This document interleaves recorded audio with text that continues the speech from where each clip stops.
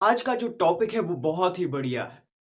Believe करो, इस topic को बहुत मजा है पढ़ने में। इस टॉपिक में आप बहुत सारी चीजें जान लेंगे, बहुत सारे कॉन्सेप्ट्स आज आपको पहली बार समझ में आएंगे। मैं आपको ऊपर से कहूंगा, इस टॉपिक में हम देखने वाले हैं कि वो कौन सा ऐसा एलिमेंट है जिसके डिस्कवर होने की वजह से एक नया पीरियड यानी 8th पीरियड पीरियोडिक टेबल को ऐड करना पड़ेगा, और वो कौन सा एलिमेंट है जिसके डिस्कवर होने से पीरियोडिक टेबल चेंज होगा। और आज के इस वीडियो में हम देखेंगे, आपने देखा है कि हमारे जो पीरियोडिक टेबल में पहले पीरियड में सिर्फ 2 एलिमेंट्स है, दूसरे में 8 है। ये क्यों है? पहले पीरियड में सिर्फ 2 ही क्यों, और दूसरे में 8 क्यों, तीसरे में 8 और चौथे चौथे में 18 क्यों? ये सारे क्वेश्चंस का जवाब आज हम इस टॉपिक में देंगे, इस मैजिक टेबल के जरिए। Have a look my dear ones. मेरे दोस्तों, ये जो टेबल है ये कोई बड़ा तूफानी टेबल नहीं है, बल्कि आसान सा टेबल है जिसकी वजह से आपको बहुत सारे क्वेश्चनों का जवाब मिल जाएगा। इस टेबल के आखिरी में इस पन्ने पर जो ये है, ये पीरियड है, यानी कि पीरियड हमारे modern form of periodic table में 7 है। मैंने 8वां भी लिखा है क्योंकि इसके पीछे एक कहानी है, राज है। उसके बाद ये ns, n-3g, n-2f, n-1d, np and number of orbitals. ये क्या है? देखो, ns जो है, from the extreme right side of the periodic table आप देखते हैं अल्कली और अल्कलाइन अर्थ मेटल्स है, उनकी जो इलेक्ट्रॉनिक कॉन्फ़िगरेशन जनरल है वो है ns1 to 6। ये वही जनरल इलेक्ट्रॉनिक कॉन्फ़िगरेशन है। उसके बाद n-3g, फिलहाल आपने नहीं देखा होगा, लेकिन ये मैंने खुद से थियोरेटिकली इंसर्ट किया है इस टेबल में, जिसका जो राज है वो आपको थोड़ी देर में पता चल जाएगा। उसके बाद n-2f है, ये जनरल इलेक्ट्रॉनिक कॉन्फ़िगरेशन है एफ ब्लॉक एलिमेंट्स की, जो कि 53 से लेकर स्टार्ट होते हैं।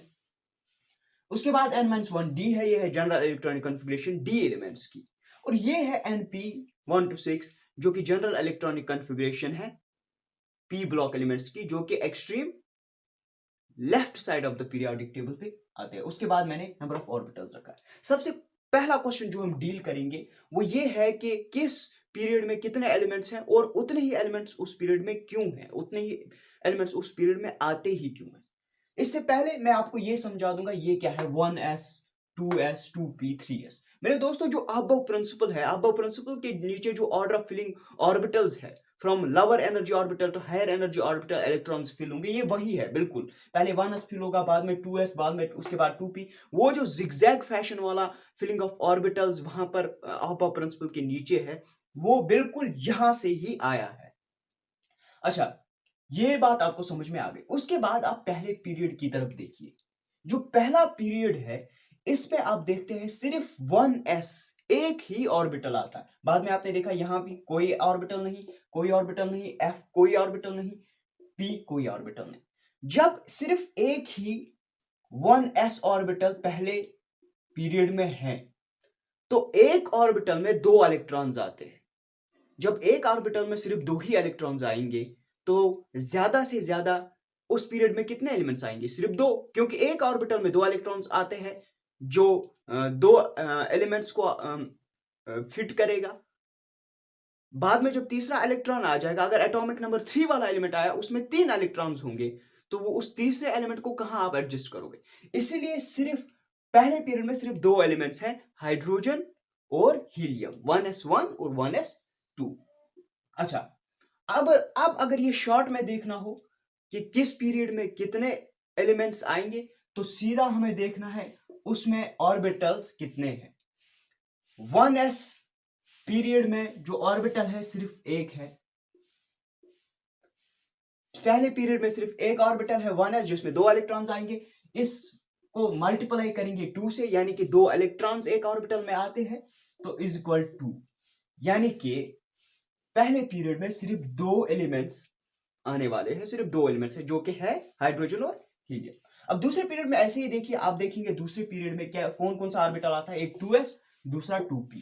ये जो 2p है, इसके 3 ऑर्बिटल्स है, x, y एंड z, और हर एक ऑर्बिटल में 2 इलेक्ट्रॉन्स आएंगे, और इसमें 2 इलेक्ट्रॉन्स आएंगे। तो कितने ऑर्बिटल्स हो गए? 3p के और इसका 1 हो गया 4। 4 इंटू 2 देखा जाए तो 4 2 8, यानी कि दूसरे पीरियड में 8 एलिमेंट्स होने चाहिए और है भी नियॉन तक, राइट। उसके बाद ऐसे ही तीसरे में देखोगे आप 3s 3p। इसी तरह इसमें भी सिर्फ 4 ही ऑर्बिटल्स है, मल्टीप्लाई 2 से कर लो तो 8 आएगा, यानी कि तीसरे पीरियड में 8 एलिमेंट्स होने चाहिए, जो कि है।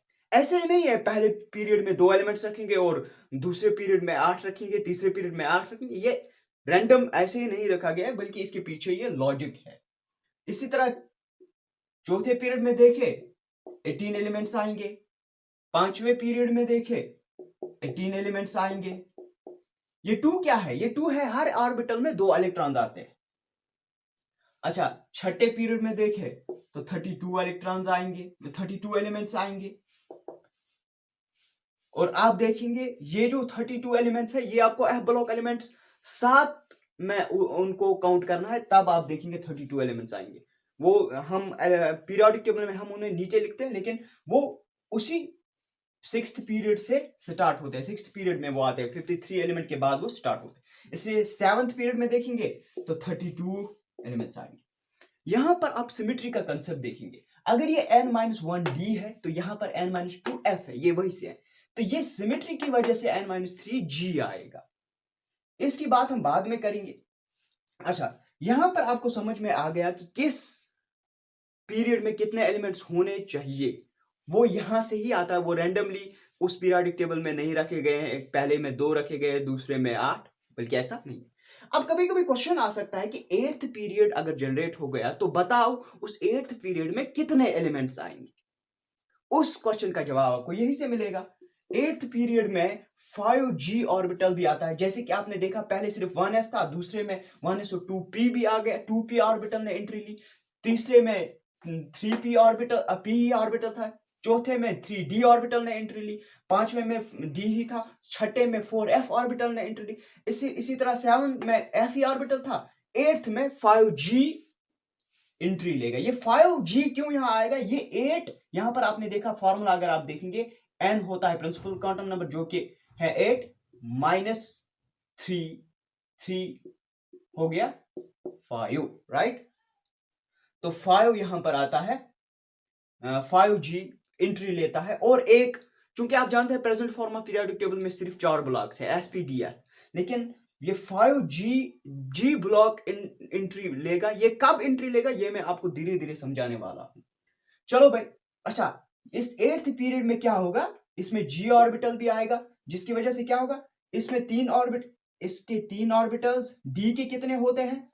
5 ऑर्बिटल्स, f के होते हैं 7, g के होंगे 9। देखो भाई, इसमें 3, उसके बाद 2 प्लस करो, हो गए 6, हो गए 5 जो कि d के हैं, फिर से 2 प्लस करो, हो गए 7 जो कि f के हैं। अब फिर से सिमेट्री की वजह से 2 प्लस करना है, हो गए 9, यानी कि g ऑर्बिटल में g के कितने ऑर्बिटल्स होंगे? 9। तो ये सारे देखा जाए तो ये 25 ऑर्बिटल्स आते हैं। इंटू करो 2, इंटू 2 करके आपको क्या मिलेगा? 50। यानी कि अगर कभी कभी क्वेश्चन आया कि बताओ 8th पीरियड में कितने एलिमेंट्स आएंगे, तो आप लिखोगे 50 एलिमेंट्स। कितने?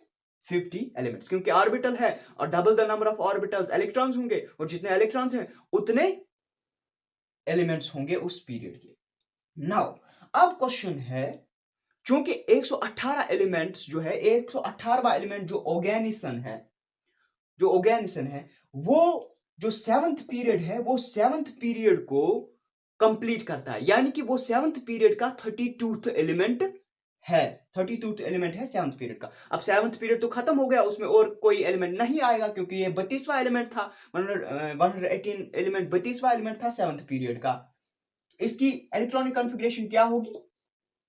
7s2 7p 6। Last electronic configuration की मैं बात कर रहा हूं, खत्म हो गया। अब अगर 119th एलिमेंट क्या होगा? डिस्कवर होगा, तो वो इस पीरियड में नहीं आएगा, बल्कि एक नया पीरियड जनरेट होगा। तो 119th एलिमेंट से एक नया पीरियड जनरेट होगा, और उसकी इलेक्ट्रॉनिक कॉन्फ़िगरेशन होगी 8s1 और ब्रैकेट में आप OG लिखेंगे, यानी कि OG की 118th एलिमेंट की इलेक्ट्रॉनिक कॉन्फ़िगरेशन और 8s1 यानी कि नया इलेक्ट्रॉन 119th इलेक्ट्रॉन किस में आएगा, 8s1 में। अब अगर 120th एलिमेंट भी डिस्कवर हो गया तो उसकी इलेक्ट्रॉनिक कॉन्फ़िगरेशन आएगी OG 8s2। S में दो इलेक्ट्रॉन्स आते हैं S में। अच्छा, खत्म हो गया ये भी।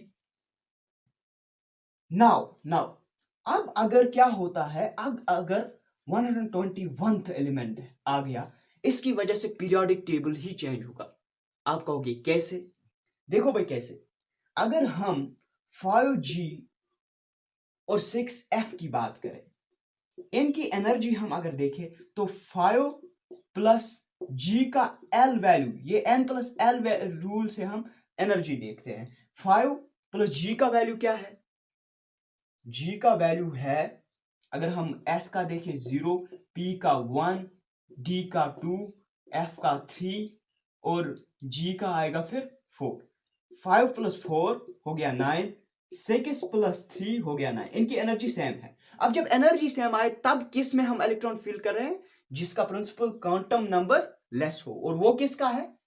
वो है 5G का। इसका 5 है और इसका 6 है, तो इलेक्ट्रॉन्स किस में फिल होंगे? 5G में। और 121th एलिमेंट जो ही आएगा उसकी इलेक्ट्रॉनिक कॉन्फ़िगरेशन 8s2 5G1 आएगी, OG साथ में 8s2 5G1, यानी कि 5 ब्लॉक। अब 121th एलिमेंट जो है वो G ब्लॉक का एलिमेंट बन जाएगा। एक ब्लॉक, ये नया ब्लॉक क्रिएट कर रहा है, दूसरी तरफ ये पीरियोडिक टेबल को चेंज कर रहा है क्योंकि बीच में ये G ब्लॉक घुसा रहा है, राइट।